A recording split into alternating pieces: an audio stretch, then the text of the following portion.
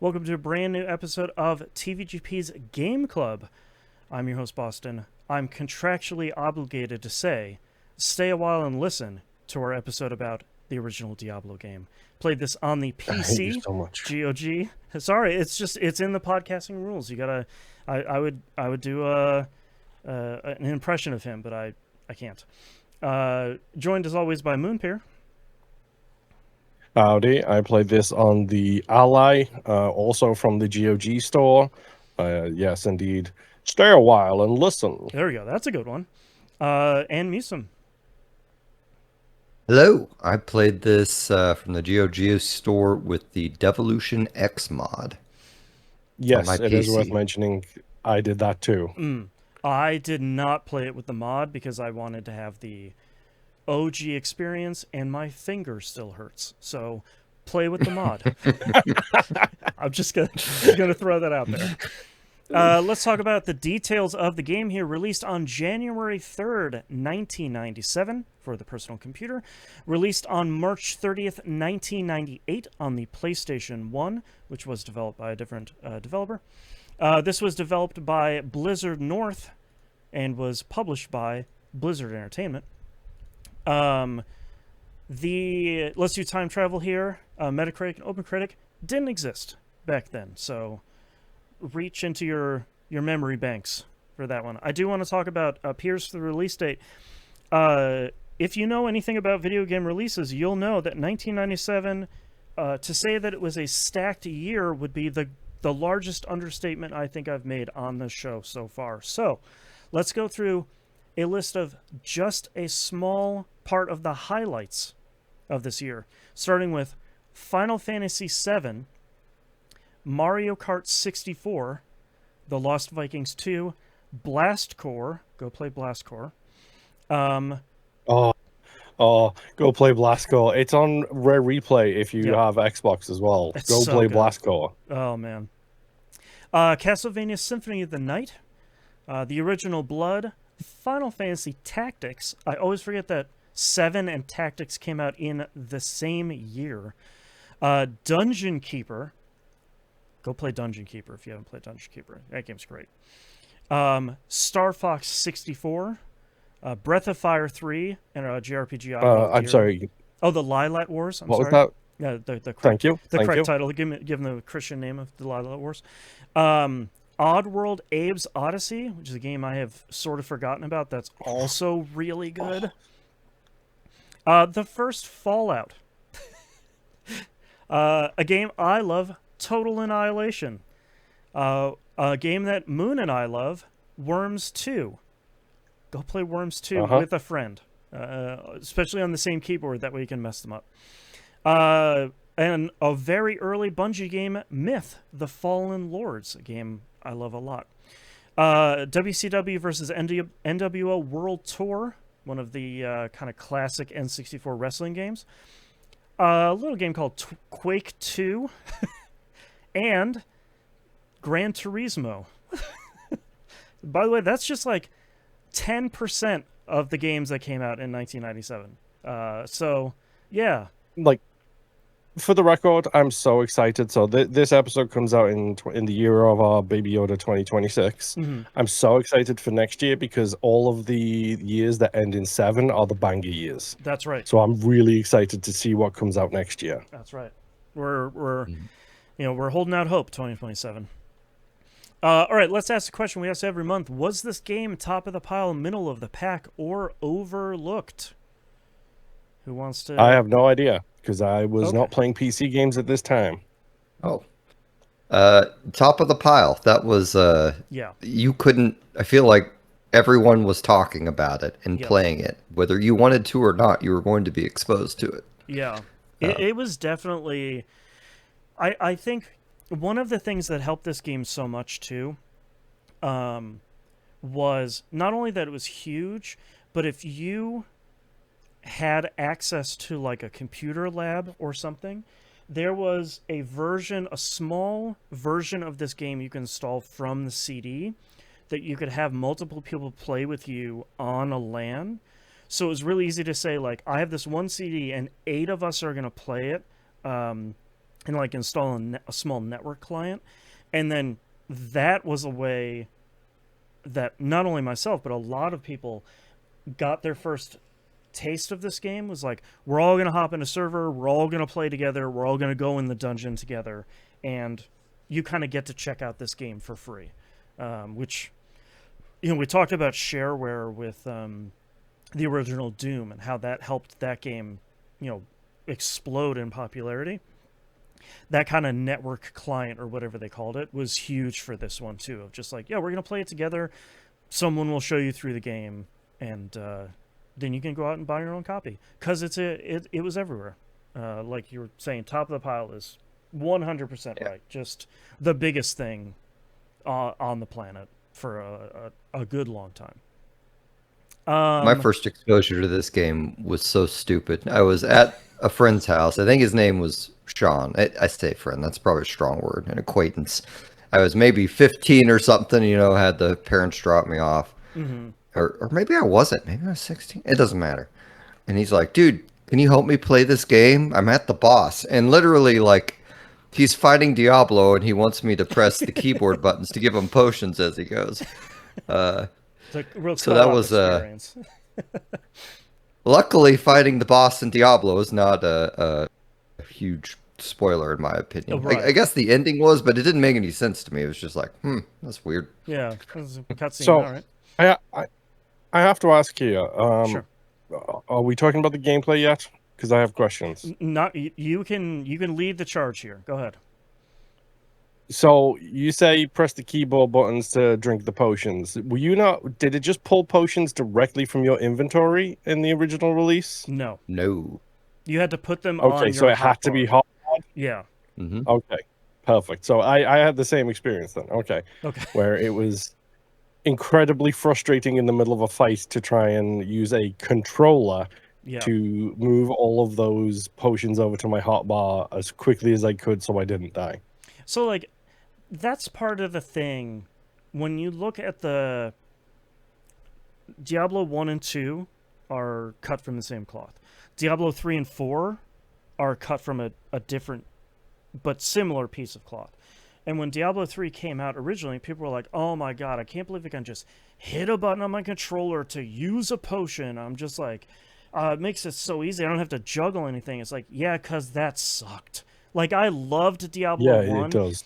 And there's a case to be made when the game came out that it was a kind of tactical decision of, do you think you can take down 1 or 2 more imps knowing that there might be 5 behind this doorway?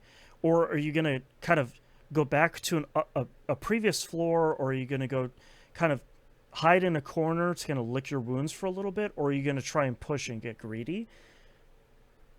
But so much of that, how we play games now, has changed, and that's just a different era of games completely. So the Devolution mod has an option to pull from your inventory on that stuff. Okay. What? Yeah. What? Because that's what I set mine up to do. Like, I looked through all the options, and I'm like, oh, I don't have to have randomized quests. I can select them all. Excuse me? Yes. I missed an option. Yes, you did. I mean, that's the thing you want a lot of these quality of life mods to do too, is like, sure, like, make the game look a little bit better or whatever, but get those kind of optional quality of life things of just like, yeah, like, let me heal myself a little bit faster, let me do this stuff a little bit easier. Yeah, that's nice. Yeah, so I started this game up, and at first I did a fighter, and then I thought, that's such a boring option, let me not do that. So then I did a rogue, because I never do rogue. Rogue. I usually did like... Thank you for your note in the Discord, by the way, Musum. I don't remember what my note said. I don't either. Remember to save the game, because the game does not autosave. Yes. That is what this story is leading to, is I made my first rogue and got a couple levels in and then died. I'm like, oh, well, that sucks. Okay, now I gotta go get my stuff, right? Isn't that how this game works? Yeah. And then I'm like, wait, where's my character? I never saved. I never saved at all. Oh my god. And It took me an hour or two to actually just to get used to. Oh, I can just save anywhere. This is weird because I'm used Yeah. to the more online Diablo thing where it auto saves and also you can't just like I feel like you can't just drop anywhere, but maybe I'm Right. remembering wrong. Yeah, It's but I don't know. I eventually got through it, and Rogue was a kind of tough choice. What classes did you guys do? I picked Rogue. I picked the hardest one, What's the hardest one? the sorcerer. I, Sorcerer's he's pretty only tough. hard at the start. He gets Yeah. broken later. Yeah, that's a pretty Oh, hard don't get start, me though. wrong. So in addition to what we started at, what we chose, how far did we get? Because I got to floor 15. I did not realize that this game only had 16 floors, one dungeon, and a single town, Yep. based on my experience with, Diablo 3. Right. Oh, I thought it had like 30. No, I think you're thinking of Diablo 2, or maybe Hellfire added more floors or something. I don't remember. It is a separate dungeon. Oh, okay. And I didn't interact with the hell. Like I enabled it and then I just didn't do it. I got to the catacombs. I think I got to floor 8ish. I got to the point that I always get to in this game, which I think is the high point, and after that, I beat Diablo 1 at least once when it came out originally. I have never beaten it again because I always get to the same point, which is, oh, that's right, the butcher is here. I beat the butcher. That place looks cool.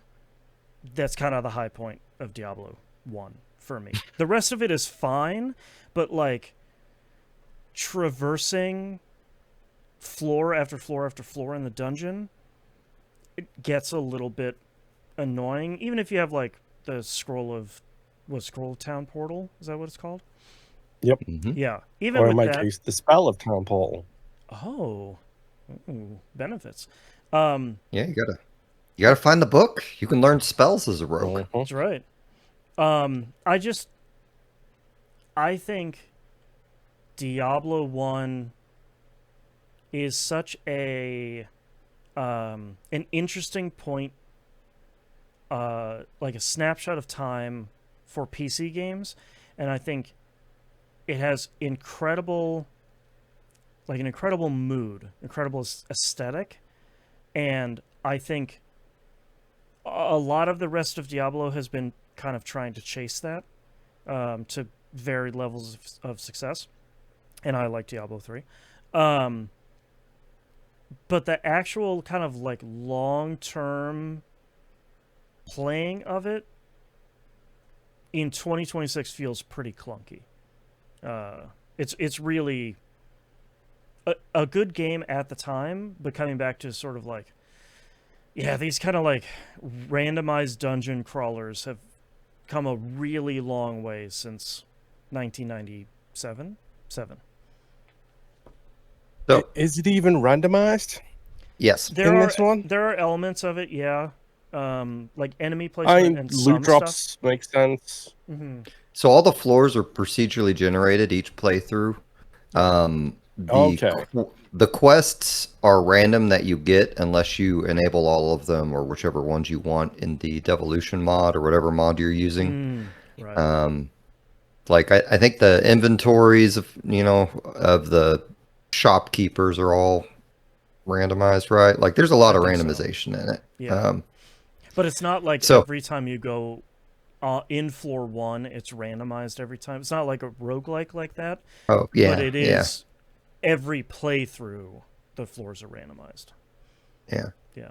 Okay. With the devolution mod, I had so much fun playing this. I really nice. thought I was gonna play through and beat it, and then I don't know, something else in life distracted me. It's Right. like the first week I was like, holy crap, let me play some Diablo. It made me remember why I liked the franchise, honestly. Yeah. And granted, like sound design goes a really long way with me. Mhm. And the music for Diablo 1 is killer. Oh, It it's is so good. That town it is theme? really Mm. yeah. Yeah. All-timer. It is just one of the best video game soundtracks of all time, honestly. Like And a lot more voice acting than I think I remembered. Either that or like my sound card in '97 did not support playing the voice lines or whatever. I mean, let's face it, yeah. it was probably that one. Yeah, most likely that one. But like way more voice acting than I was expected. It's voice acting from '97, so like not all of it is very good. Kane is pretty solid, but like there's a lot more there than I think I remembered, and that alone is pretty impressive. Yeah, I really wanted to get to the. I think it's in the. Is the area after the catacombs? Is that called Hell, or is it something else? I don't remember what it's called, but it's basically hell. Yeah. Yeah, like it's where you start encountering the knights. You find a friendly knight who gives you a quest. I remember really enjoying that one. Oh, yeah. Although it's a lot of If comedy. you're talking about the Steel Lords, yeah, those Steel Lords are nightmares. Probably. Sounds They're like a like night. demony knight looking guys. Yeah. Like playing it made me want to go do Diablo 2 again, but I remembered the remake wasn't really a remake. It was a bunch of BS. So I haven't done that. Blizzard needs to quit freaking trying to make Diablo 2 so holy and give us a freaking respec anytime method. I am tired of not knowing like what some of these skills do because I'm afraid to death to spend 50 hours building something only to hate it, you know. Sorry. Tangent. No, you're good. Oh man. The hard part about oh, go ahead, man. I was just gonna say like that after, so I got the quest for, I want to say Torek, but that's a community member. The Skeleton King, whatever his name is, the guy who you get the crown from. Lorik? Is that Lorik? It's an L word, right? Is it Lorik? It's something like something like that. But I got the quest for that fight, and I had to go because I was a sorcerer, so I and the game does not teach you about spell books. It does not teach you about like repeatedly reading the spell books to make sure that your power level is increasing. It does not. It is not nice when you need a whole bunch of mana and you have to pull the mana potions into your inventory to keep using the mana potions. It is not nice in that way. So I ended up going all the way down to floor 6 before I was strong enough to defeat Lorik in the Hall of the Skeleton King kind of thing. Because I didn't understand a thing about this game. It took me ages to realize that the shops are randomized when you come back. So it doesn't. It tells you that there's a witch on the edge of town. It does not tell you that she sells mana potions. I was like, okay, I don't know what I'm supposed to do when I don't have mana potions. Do I just use this dagger that steals mana and die all the time? No, it is not great at teaching you what to do. I'm assuming that's where the manual comes in. I was about to say it was definitely that era of like you need to be sitting at your computer desk with the manual there, or like you're reading it on your way home from Babbage's in the car and like trying to absorb all of it while it takes an hour and a half to install on your incredibly slow hard drive. I mean, I'm a huge fan of Ars Arcanum, so believe me, I know all about reading manuals that are way too big. Speaking of great install menus, Moon, do you remember the install for the disc version of Theme Park? I do not know. It was really good because the theme park mascot, it was like basically an overgrown field, and as every percent, he would mow one more square on the field. So it's basically 100%. He's like mowing back and forth, and then when he finishes, that's the plot you open up the theme park on. He's like cleared out the plot that the theme park starts. That's pretty. And I'm like, that's pretty sick. Bullfrog, come on, man, you guys are great. But yeah, like I really struggled until I started figuring out things, because like I played on the Ally, which means I was playing with a controller, right? Essentially, So I had to figure out the shortcuts, the shortcut menus, what each of the quick spells. Like I had to figure all of this stuff out. The amount of times I accidentally cast a spell instead of changing a spell, I will not talk about. But I had to. It was a hard learning process. But I feel like once I got into the rhythm of it and got over that sorcerer hump at the very beginning of the game, like as soon as I started really pumping the spells in, it was like, okay, I just need to pay attention to which spells are actually hitting and which are doing damage here, because like there's flaws where like, oh yeah, this is a fire person. Okay, so I'm not going to use my fireball spell. I'm going to use my lightning spell now. This guy is lightning, so I'm going to use my fireball spell, which that fireball spell is OP as hell because it does AoE damage when it impacts. Yep. It's so good, and it became a very interestingly good experience for me because I was just like, yep, this is great. I'm just enjoying this. Don't get me wrong, I'm still squishy as all kinds of hell. Oh yeah. But as long as I can keep my range and, you know, not get surrounded in 4 directions by different monsters, I'm pretty okay. Like, just take it slow. And then because I got the town portal spell, every time I got a full inventory, it was town portal, check the shops, see if there's any new spell books for me to buy, and then just like experimenting with everything. Like the fact that the wall of fire spell lights up the dungeon is really so impressive good. for a game from this era. Yep. Yeah, they did a lot of cool things. I was gonna say something and then it left me. I'm sorry. I remember I meant to play the monk before this cast because I remember really liking the monk back in the day. Yeah. But because I remember that the monk had a couple weapons he could use, but I think he could go unarmed and actually make it work. I think so. That came in Hellfire. Pretty sure as well. The monk is a Hellfire character. Yeah. I was looking at it and I was like, okay, I don't want to do the monk because in every other Diablo game, I'm pretty much just a sword and board kind of character. I'm just like, yeah, give me the barbarian so I can do the spinny attack and and have high HP. So for whatever reason, when I went to the first one of the series, I decided to go with the hardest character because why not? Well, yeah. I'll tell you though, like with the rogue, I don't know if I ever played the rogue much back in the day. I know I had to have because I tried all the classes for a certain amount of time. But like when I got to the butcher, like I had to use the game's poor pathing against itself. Like I Googled it and I'm like, oh, I can shoot the butcher through the bars? Okay, we're doing that. So it was run through a door, close the door, and then gradually kill it that way. The most annoying part about the rogue, without even knowing where he is. You did? Yes. How did that happen?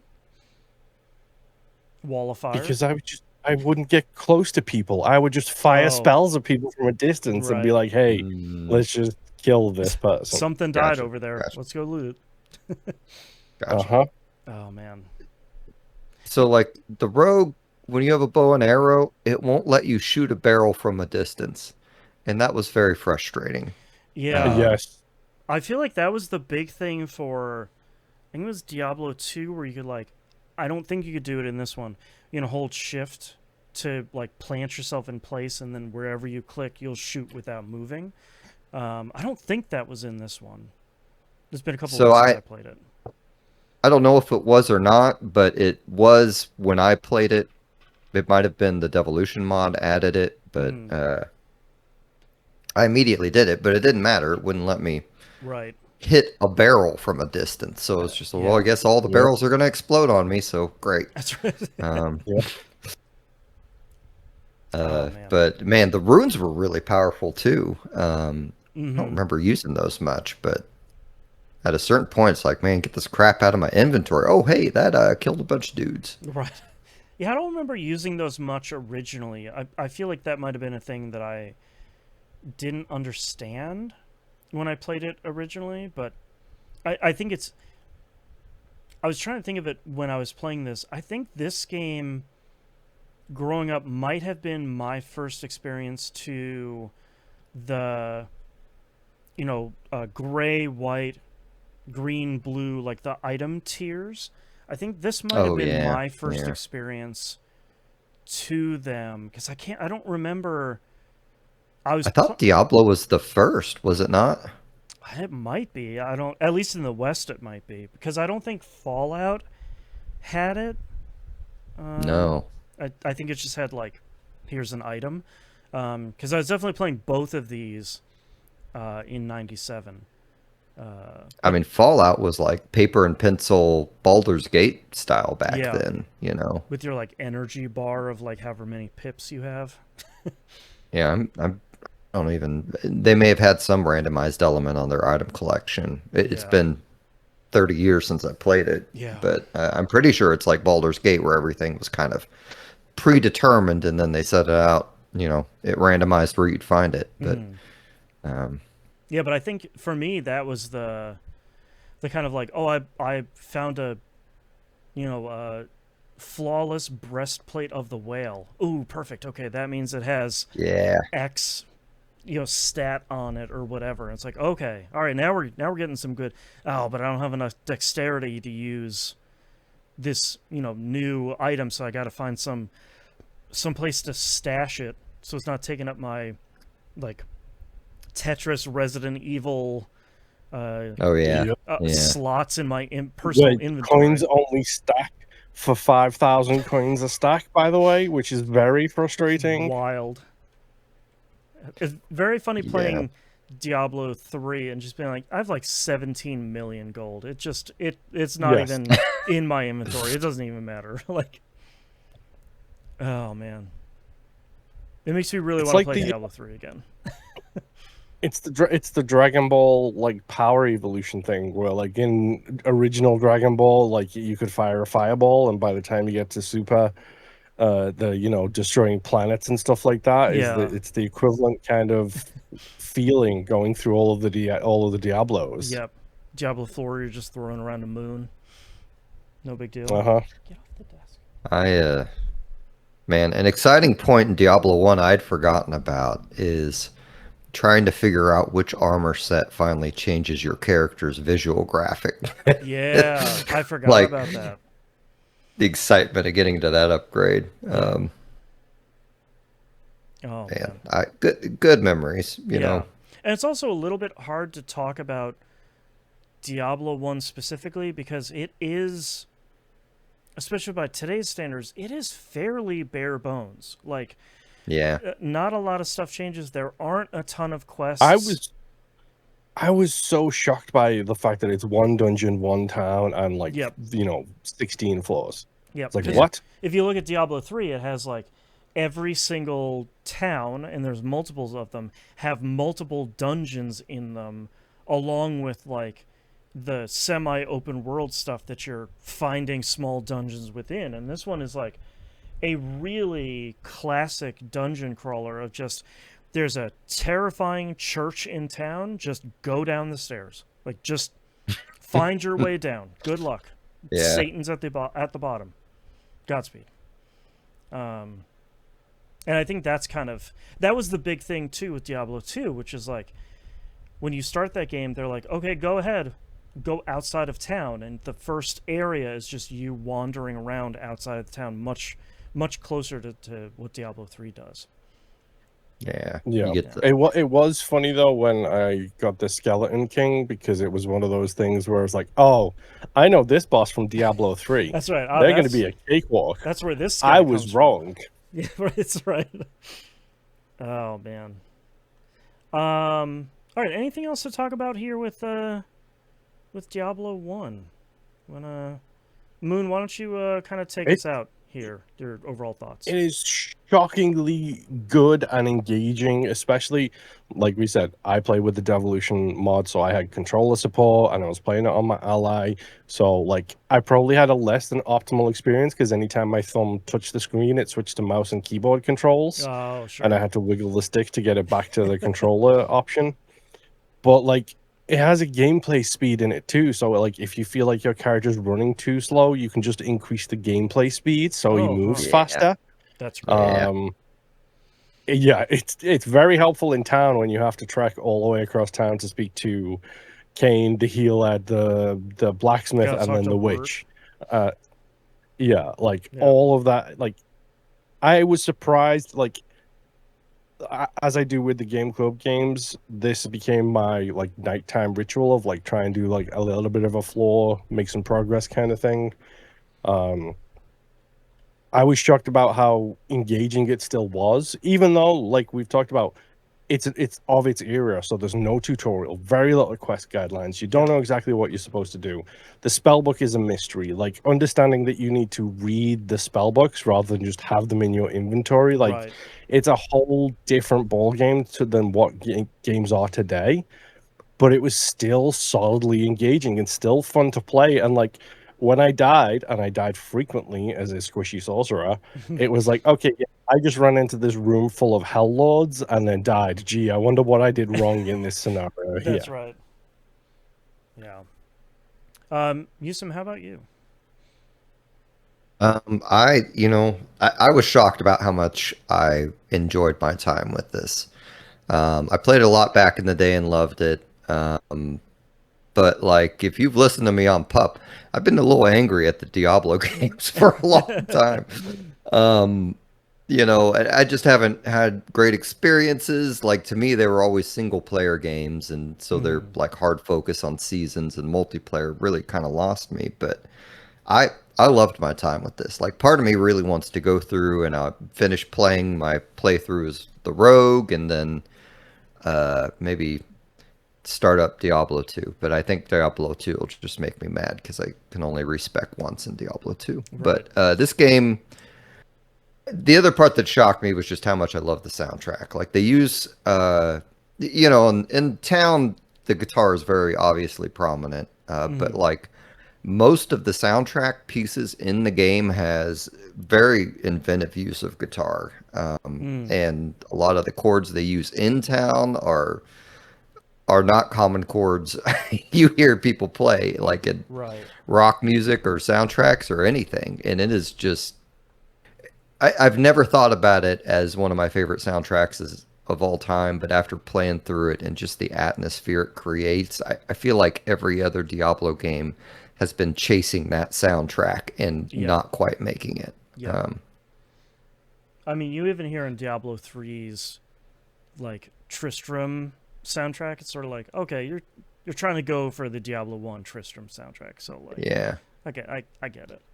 But oh god, one minor thing, almost every complaint Moon and Boston have said can be fixed with the Devolution mod. Just get in the menu. Just go through the that serves me right for not double checking the menus, to be honest.